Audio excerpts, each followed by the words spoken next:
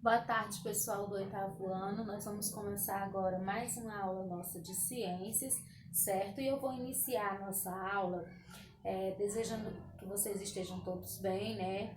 Dizendo para vocês que tenham muito cuidado, certo? Fiquem em casa, só saiam de casa se necessário e usando máscara. Então, nós vamos iniciar com a correção da atividade da aula da semana passada, tá certo? Então, a nossa atividade, ela começava com uma questão um pouco extensa, mas bem simples, que era para completar com as palavras, complete o ciclo cardíaco com as palavras do quadro abaixo, certo? Então vamos lá. As palavras estão no quadro e aí você ia completar.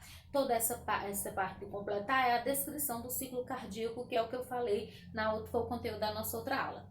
O sangue o sangue venoso, pobre em oxigênio, é captado pelas veias cavas superiores e inferiores e é levado para o átrio direito, que está em diástole e sofre uma sístole. A válvula atrioventricular direita se abre e o sangue é impulsionado para o ventrículo direito, que está em diástole e sofre uma sístole, impulsionando o sangue para as artérias pulmonares, que levarão o sangue para os pulmões. Nos pulmões, o sangue será oxigenado, ocorrendo a hematose, que é trocas gasosas. Após ser oxigenado, o sangue arterial será levado dos pulmões para o coração, pelas veias pulmonares. O sangue oxigenado chega ao átrio esquerdo, que está em diástole e sofre uma sístole. A válvula atrioventricular esquerda se abre e o sangue passa para o ventrículo esquerdo, que está em diástole e sofre uma sístole, impulsionando o sangue para a artéria aorta, que irá distribuir o sangue para todas as partes do corpo, que retornará novamente ao coração, iniciando assim um novo ciclo cardíaco. 2. Explique como acontece. Letra A, a pequena circulação. Pessoal, a pequena circulação é aquela que leva sangue do coração para os pulmões e dos pulmões para o coração. E na letra B, a grande circulação. Então, a grande circulação é aquela que leva sangue do corpo para o coração e do coração para o corpo. Terceira, o coração está dividido em 2 cavidades, 3 cavidades, 4 cavidades ou 5 cavidades. 4 cavidades, que são 2 átrios, 2 ventrículos. 2 átrios, um esquerdo e um direito, 2 ventrículos, um esquerdo e um direito. Então, 4 cavidades.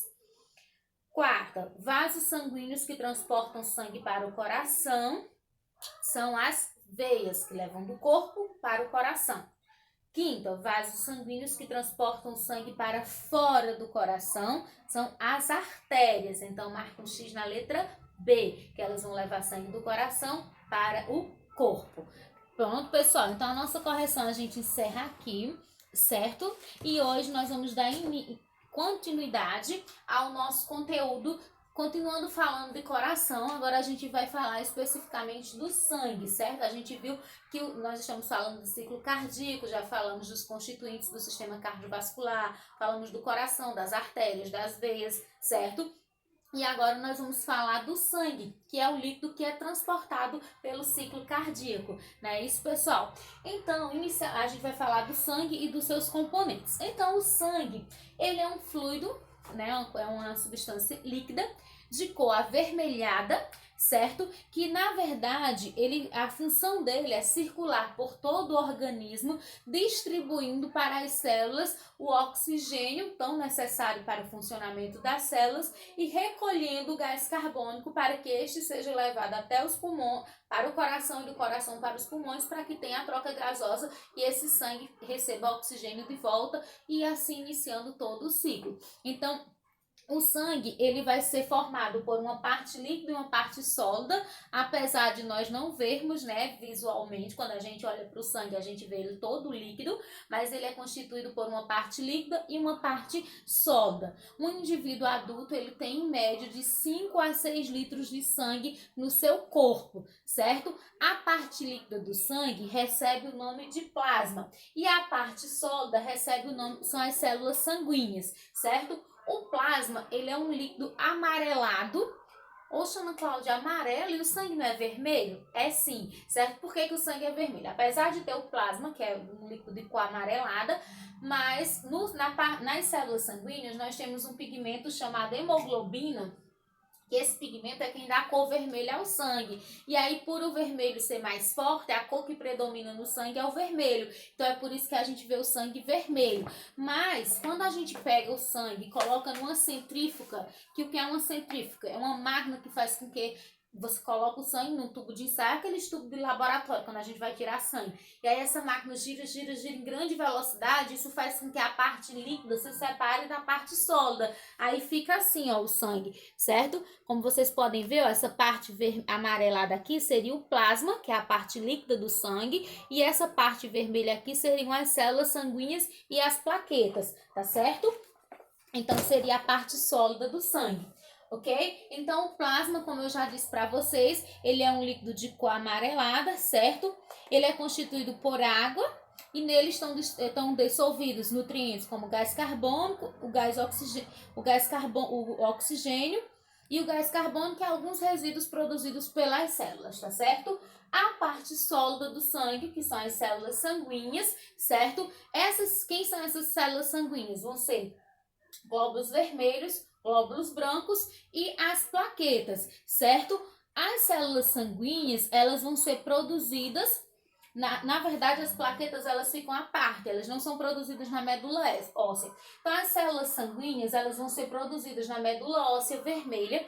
Essa medula óssea vermelha, ela fica no interior dos ossos. É aquela parte, por exemplo, aqui quem já comeu osso de galinha, comeu galinha caipira, aí quando você parte o osso, dentro do osso tem um negócio vermelho. O pessoal chama de tutano, certo? Tem o tutano amarelo e o vermelho. Aquela parte vermelha que fica dentro do osso, no caso do osso da galinha, certo?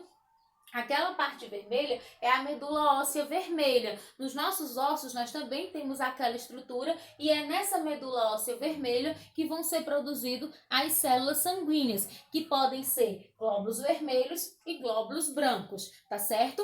Então, os glóbulos vermelhos, eles são chamados também de hemácias.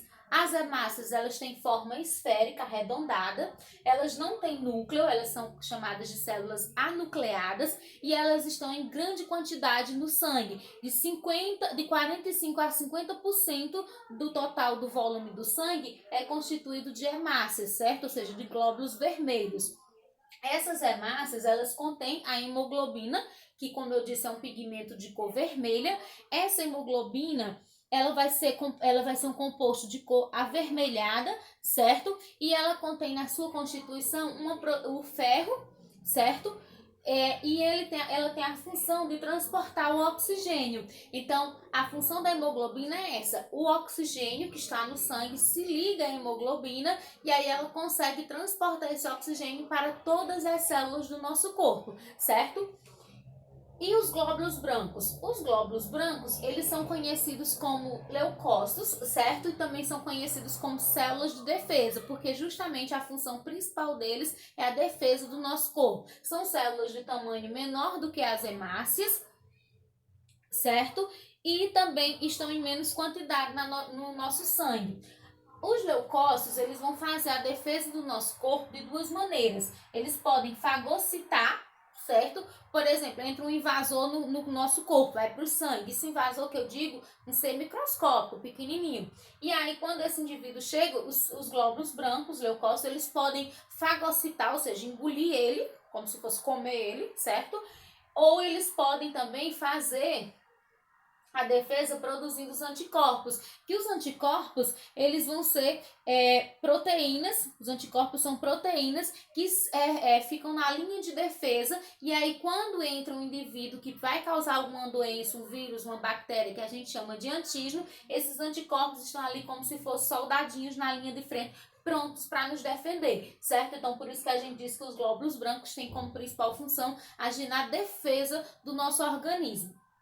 E as plaquetas? As plaquetas, elas não são formadas na medula óssea, como eu já falei, elas são fragmentos de células da medula óssea, ou seja, como se fossem pedaços de células que foi produzido pela medula óssea, e as plaquetas, elas têm como principal função a coagulação do sangue.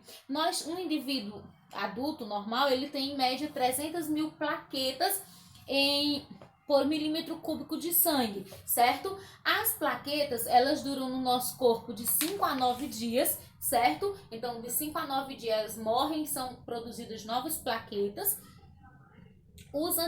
Já as hemácias elas duram em torno de 120 dias, que são os glóbulos vermelhos, tá certo?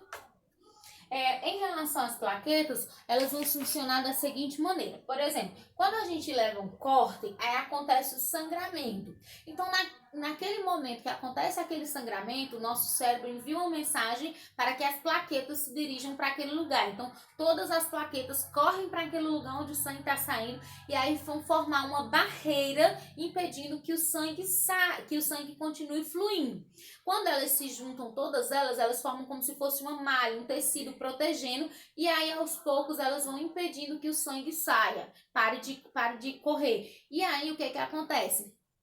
Vai formar um coágulo, certo? Que é como se fosse uma capinha. Não sei se vocês já repararam, mas às vezes a gente leva um corte e aí acontece isso, começa a sangrar, aí de repente para de sangrar e fica tipo uma bolinha de sangue. Essa bolinha de sangue que fica é o coágulo que foi produzido pela ação das plaquetas, fazendo para estancar, para parar o sangramento, evitando assim que a gente tenha uma hemorragia. Já no caso das hemorragias, não é que a gente deixou de ter plaquetas, é porque infelizmente o sangramento é muito forte e as plaquetas não estão conseguindo conter e aí a gente acaba tendo uma hemorragia que é um sangramento mais intenso, certo? Então, pessoal, só repassando rapidinho, o sangue vai ser constituído da parte líquida e da parte sólida, né? A parte líquida é o plasma, a parte sólida são as células sanguíneas que são produzidas na medula óssea vermelha que está dentro dos ossos. Essas células sanguíneas são glóbulos vermelhos, conhecidos como hemácias, e têm a função de transportar oxigênio.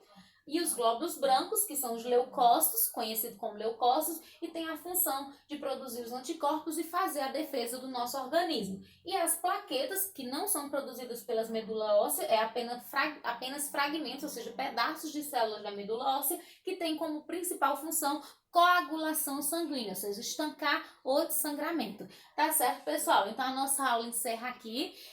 Eu vou postar a videoaula, assistam com bastante atenção. Vou postar também fotos do conteúdo e a atividade. Lembrando que a atividade vocês devem copiar as perguntas no caderno, resolver e mandar a foto para mim. Estarei disponível para tirar dúvida de 1 até 3h15.